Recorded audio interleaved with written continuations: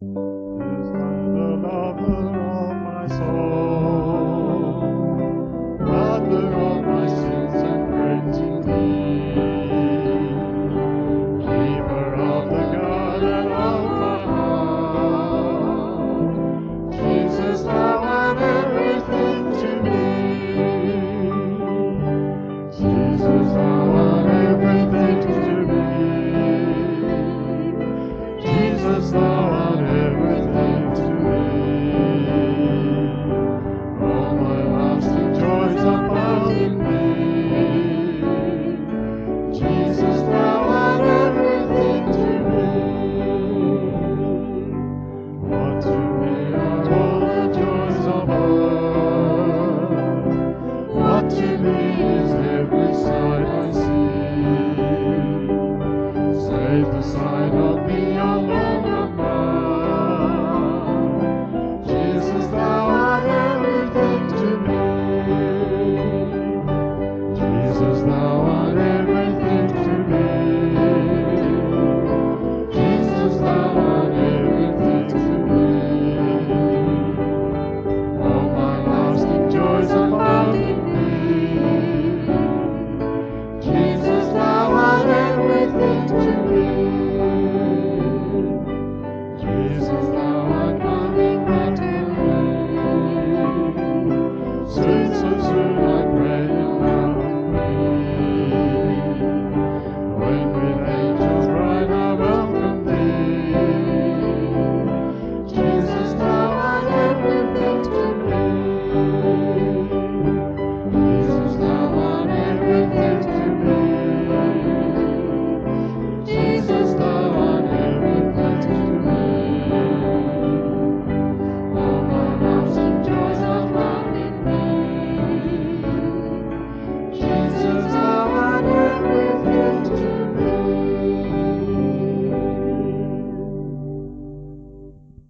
Great morning and a great theme to think of the love that Jesus has for us.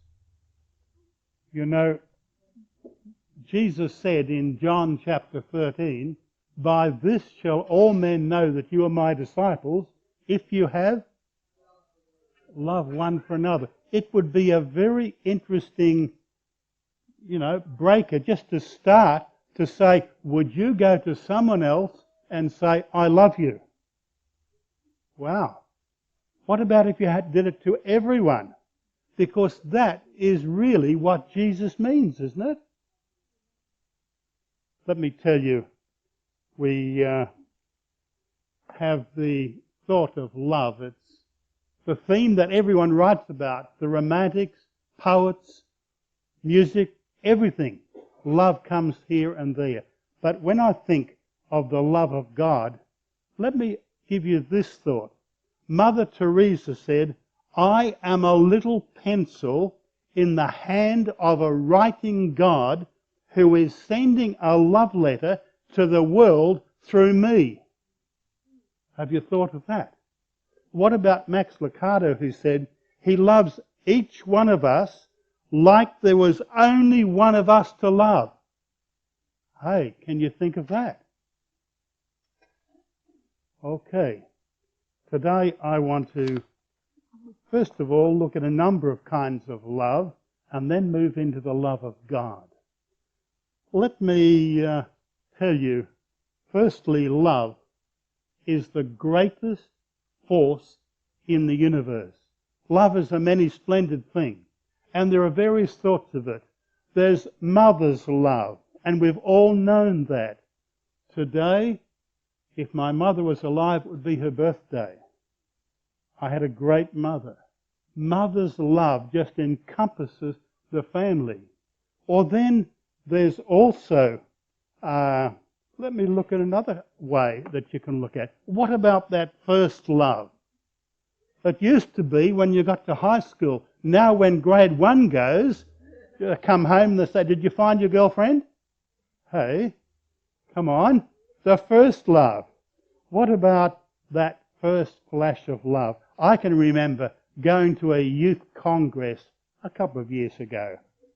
Yeah, a few years ago. And after the first night and the Sabbath, couples were beginning to form. And Sabbath afternoon after lunch, it was time to go for a walk. And some of them were just walking. Some of them sort of linked little fingers together. Some of them even held hands as they walked. And as they're going over this bridge, there was one young fellow that liked to really have a go at them. And he'd stand there, and as the young couple comes, he'd say, "Hey mate, do you love her?" Now, he couldn't just swing his hand. He's in the first throes of it. What's he going to say? "Come on," he said. Then he really got stirring up and he said, "Hey, you know what the Bible says? Be fruitful and multiply." Wow, that really got them going. What about the story of an Australian journalist by the name of John Everingham? He was a journalist who went across to Laos. In fact, he wrote so much about the bombing that Americans did that were wiping out the hill country of the Hmong, up in the hills. And it was just devastating them. So what did he do? He wrote stories until in the end, the Laotian government decided to say, "Hey, you're persona non grata, get out." But he'd found a lovely young Laotian girl. And that love had blossomed. And he is now expelled from the country. He gets across into Thailand. He says, "How can I get her over here?" Someone says, "Get a helicopter." No. They've got guns. They can't do it. "What about a boat?" No. They're patrolling the river. So finally, he sends a message round, "Meet me on the riverbank at a certain time." And he swims underneath and comes up there with a aqualung with some air. And as he just pokes his head up, there's a soldier there. So down he goes, sends a letter, "Meet me in 2 weeks' time." Tries again, but the current took him right down. Had to meet there again in a couple of weeks' time. So here she goes. And they share the mouthpiece as they swim across the river to Thailand. What great love that you would do for someone that you love. Well, this young lady, Leo was her first name. She had a long name that I'm not going to try. They got married. They had 2 children. And then Reader's Digest, who wrote the story up of this Australian journalist, said, "We're sorry to say that they've separated and now divorced." You would risk your life for someone, and then it doesn't work out. Let me think of the greatest expression of love that you ever can find, and that's in Jesus Christ. Today I want you to look.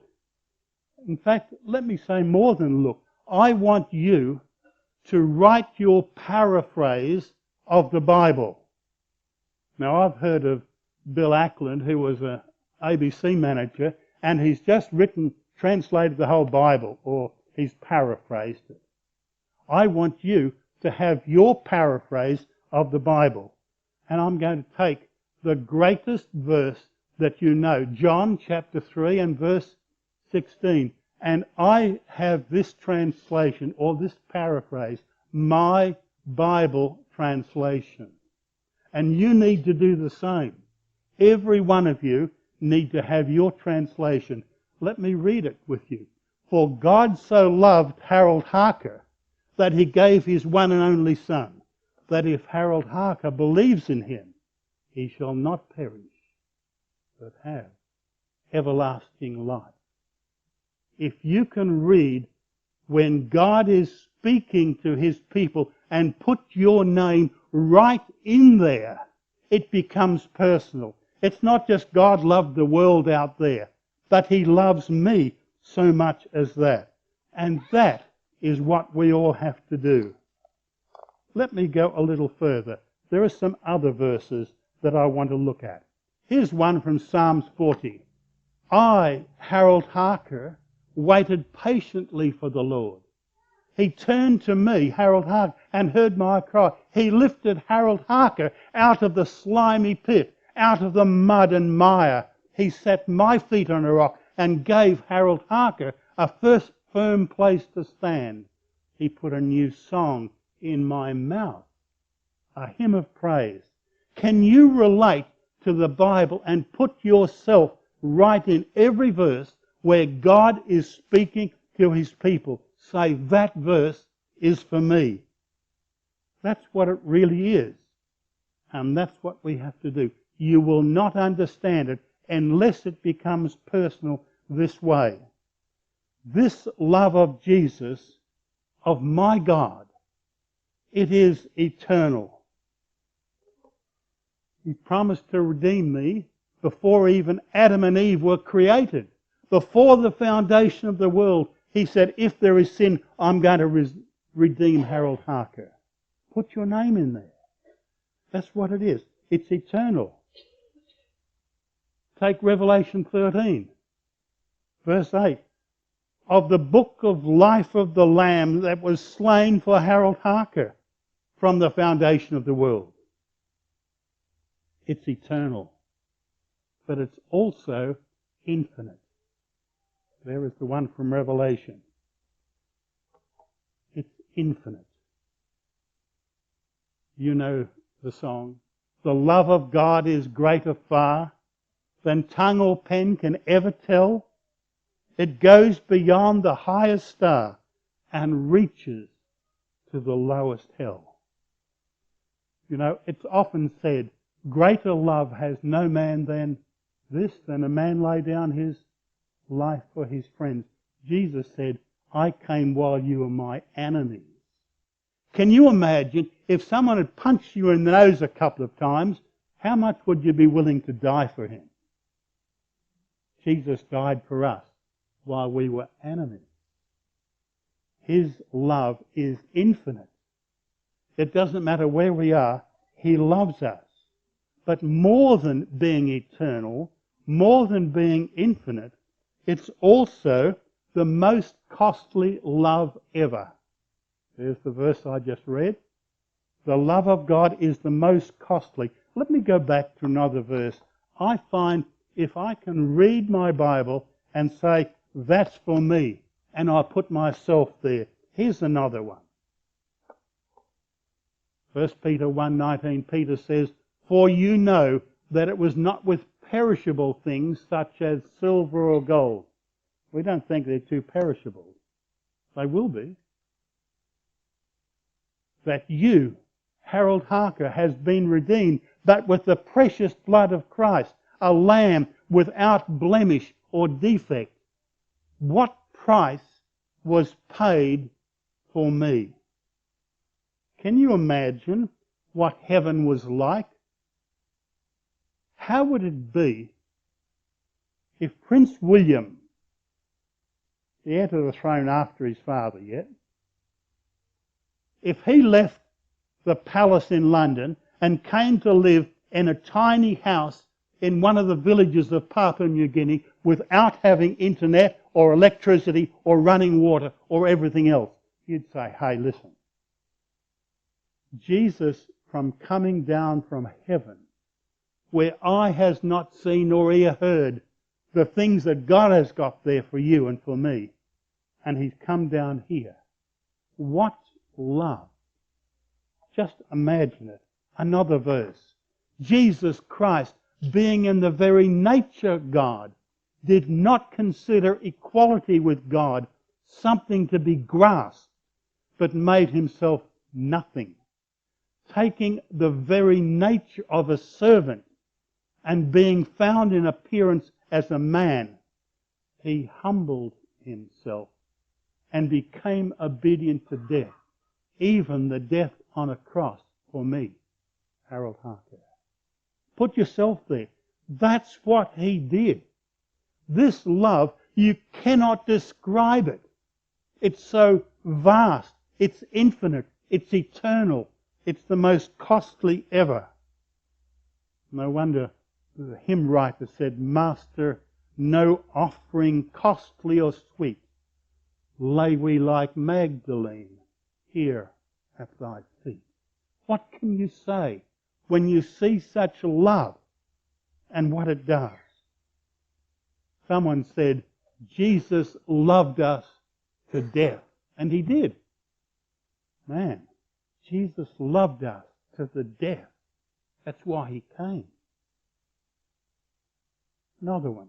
What's happened here? Here we are. It's invincible. It's been written, love rules without a sword. It binds without a core.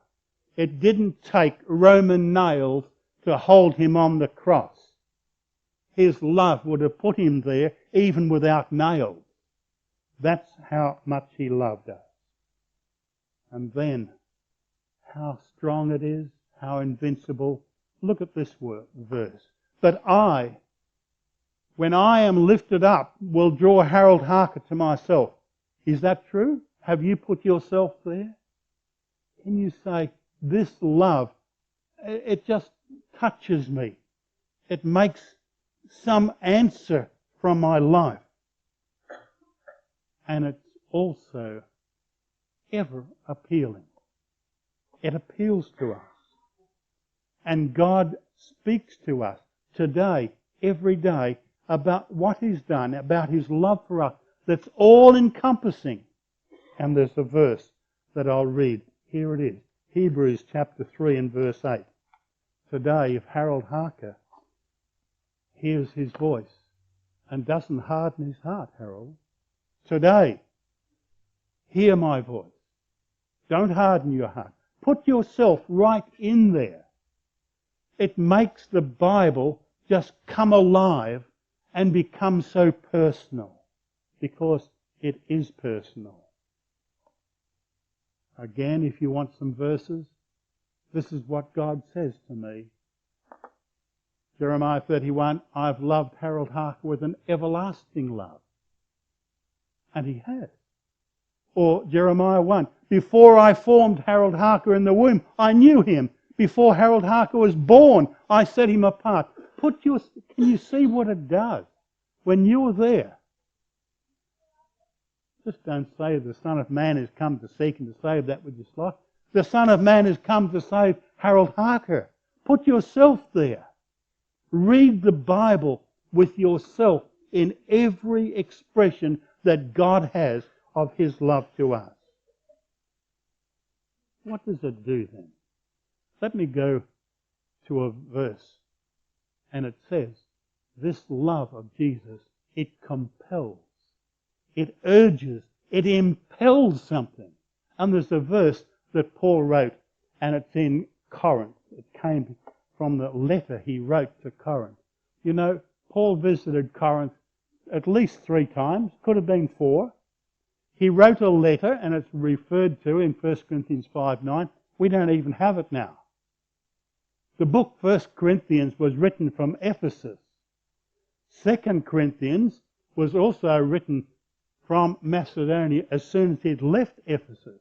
Here's a couple of pictures. This is ancient Corinth. This is the place he wrote the letter to, the old city of Corinth. And right in there is this judgment seat, the bema, where Paul is arraigned in front of Gallio. He knew all about Corinth. But he also knew about Ephesus. Here's the library of Celsus in Ephesus. And it's one of the main tourist spots where tourists used to go in Turkey. Not many going there today. I wonder why.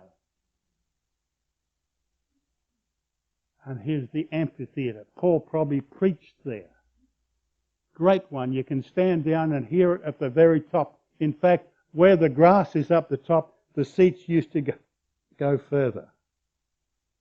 Well, let me take a message from his letter to these Corinthians. I believe it's a key verse. It's 2 Corinthians chapter 5 and verse 14. Again, put yourself right in there. For the love of Christ controls and impels Harold Harker. It's all right to say the love of Christ constrains us. It used to be the motto of the MV Society. Do you remember that? The love of Christ? Yeah. But put it here as the NIV and put your name in there. The love of Christ controls and impels me, Harold Harker. That's what it's all about. Well, there's more than that. Let me tell you, this love that we've looked at is immeasurable, seemingly without reason. Why should God leave heaven and come down to this world, to people who have rebelled against him, and say, I'll die for them? There is no reason. You can't get it. But it compassed me. It's vicarious. It's love he's given. And it demands a response. It doesn't ask for payment. It just asks for me. And this love compels and urges. I don't care if you've grown up in the church or if the love of God has found you recently. It must have a response. For me, I must respond to this great love. Otherwise, it's unrequited love. I must know Jesus personally. We're told it would be well to spend a thoughtful hour each day in contemplation of the life of Christ. We should take it point by point and let the imagination grasp each scene, especially the closing one, and that's Desire of Ages, chapters 71 to 81, just before he comes to the Garden of Gethsemane until after his resurrection. Read it. Make it part of you. Know Jesus personally. We have to. As we just sang, Jesus, thou art everything to me. All my lasting joys are found in thee. Jesus, you are everything to me. Okay? How can I respond? Jesus has come. He's died for me. He's gone back to his Father. He's back in heaven, in the sanctuary, pleading for me. How can I respond? Well, I must live for him. It impels, it controls, all of this. In fact, I would want to tell you, love makes me and love makes you a mouthpiece for him. Remember Mother Teresa? I am a pen in a letter writing God who's writing a love letter to the world through me. That's what it's all about. But this chapter 5 that says the love of God impels and controls and I've just got to give an answer, it tells me what it does for me. And I want to tell you about that. Have a look at these verses. Chapter 5 and verses 18 to 20. All this is from God who reconciled Harold Harker to himself through Christ and gave Harold Harker the ministry of reconciliation. That doesn't mean a preacher, by the way. That's only part of it, because we all have this ministry of reconciliation. And he committed to Harold Harker the message of reconciliation. I, Harold Harker, am therefore Christ's ambassador, as though God were making his appeal through Harold Harker. I implore you on Christ's behalf, be reconciled to God, being a mouthpiece for him. You know, I'd like us to recognize that a Guinness Book of Records record for the greatest number of vehicles assembled here in Erina. You say, what's all that? Well, let me tell you, if you were an ambassador from the United States or Italy or France or Britain or any country, and you're the ambassador, your number plate has a certain distinguishing thing on it. It starts off with CC, Consular Corps, right? I've seen some of them. There's one, CC 2901. Imagine if every car you went out here had a CC number on it. You are an ambassador of Jesus Christ. That's what it means. I don't care where you are, at school, at work. Jesus says, if this love means anything to you, you are my ambassador. You're part of my consular corps wherever you go. Fascinating. Someone else said, this verse says, I am an evangelist. You're an evangelist. Not like John Carter and preachers out. No, but in your family, in your community, you are the mouthpiece of God. You are His ambassador. You have the ministry of reconciliation. He's given it to you. A guy called Wilkinson said, it's difficult to say which is more dangerous. Sound doctrines without evangelism, or evangelism without sound doctrine. The first leads to coldness in religion. The second produces vaudeville in preaching. Or someone else, Robert Munger, said, evangelism is the spontaneous overflow of a glad and free heart in Jesus Christ. There's a verse in John that follows that great one.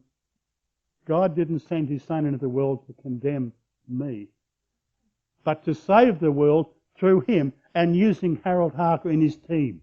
You and I are all part of that team. I want you to think how you have that ministry of reconciliation. It doesn't mean you're a preacher here. It can be.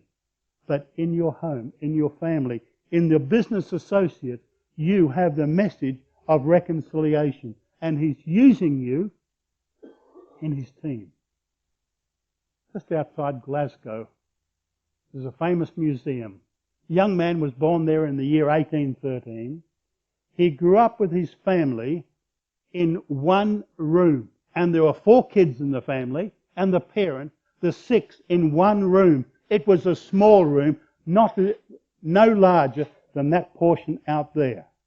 They lived, they ate, they slept, everything. He made a huge impact on the world. There's the tenement building where David Livingstone was born.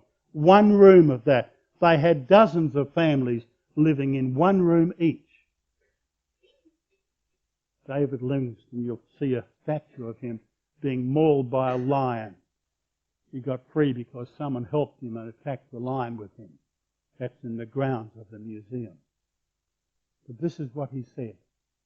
Immediately I accepted salvation by Christ, I vowed to devote my life to His service. What's a young man? And then he said, he studied to be a doctor. He said, I want to be a missionary. And his father said, you're not going to be a missionary unless you do some good. So he said, I'll be a doctor then. So he became both. He said, I will place no value on anything I have or possess, except in relation to the kingdom of Christ. After he disappeared for many years, several years, New York newspaper sent Stanley over there to meet him. It wasn't Russell. Must have been a forebear there, Russell. Stanley met with him for a few days and then he left. 5 days later, this is what he writes in his diary. In the middle of Africa, on his own, the only one amongst all the Africans there, he said, my Jesus, my King, my life, my all. I again dedicate my life to you. That is answering the love of Jesus. And I think back to my own life. We went through a big camp. I'd been brought up in the church, been brought up by great parents. And we were having a great time at camp. Some of my mates were in a tent over there and we were in a tent here. And over there, when they weren't looking, you went in. In those days, they had camp beds that had legs that would fold. And so if you put them this way and not that way, and then you sat on it, down you go. So we did that to our mates. Hopefully they didn't put their finger in while they sat on it. See? But down, and they breathed everything, what they were going to do. The next night, we hear a rustle outside, and here's these two lads that we'd collapsed their bed for them, and they're undoing the ropes on our tent.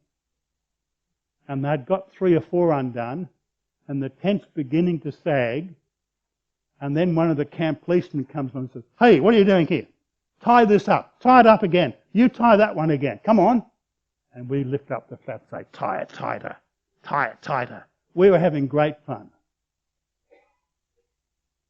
The Sabbath service, someone talked about the love of God. What it meant for Jesus Christ to die for me. What would you like to do about it? They said, "Well, we have a baptism coming up next week. If Jesus is doing this for me, I must do whatever he asks. I will be baptized for him. I don't care what he asks, I will do it." That's been a life ever since. How do you respond? If he calls you for baptism, will you go ahead? If you haven't been baptized, will you take that stand? What does this love of God mean to you? Do you really know Jesus? I must follow him. I must be his ambassador. Here is the question. Is this love so real and personal to you today? And how do you respond? Are you constrained? Are you compelled to be his ambassador? Or do you say, "No, not for me"? This love is free, and it changes lives forever. I must follow him. I must be his ambassador. I must put CC as though it's written on my car. You know, there are some people who put a Christian sign on their car. I don't like putting any signs on my car. That's me.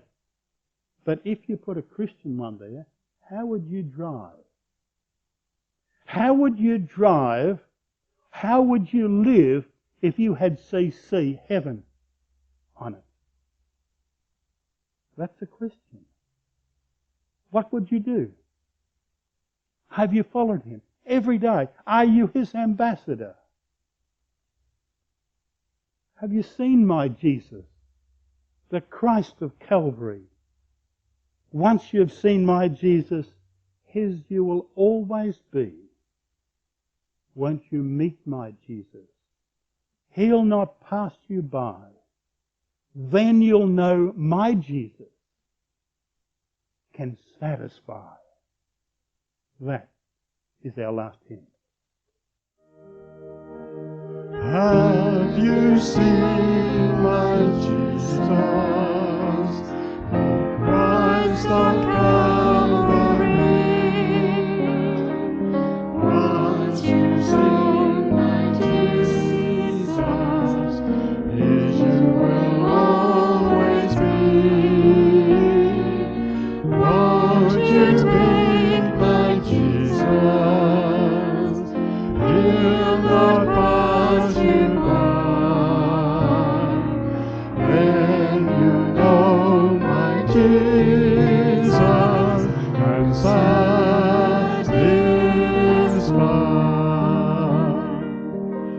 Do you know my Jesus? Christ of Calvary. Once you know my Jesus, his you will always be. Won't you take my Jesus? He'll not pass you by.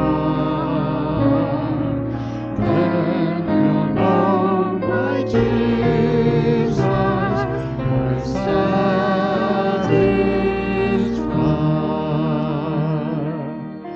As his love the world knew, the Christ of Calvary. Once his love has made you true, his love will always be.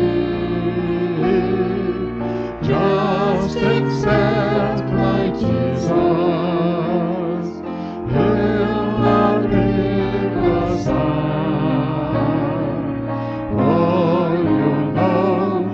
Jesus, and satisfies.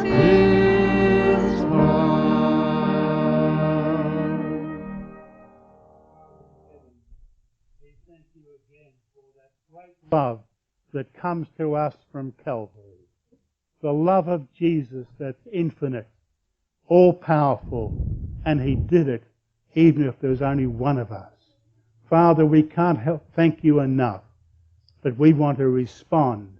As this love touches us, we want to be yours. Help us recognize that each and every day, wherever we are your ambassador with a message of reconciliation to this world because you're coming soon. Father, keep us true to this each and every day in Jesus' name. Amen.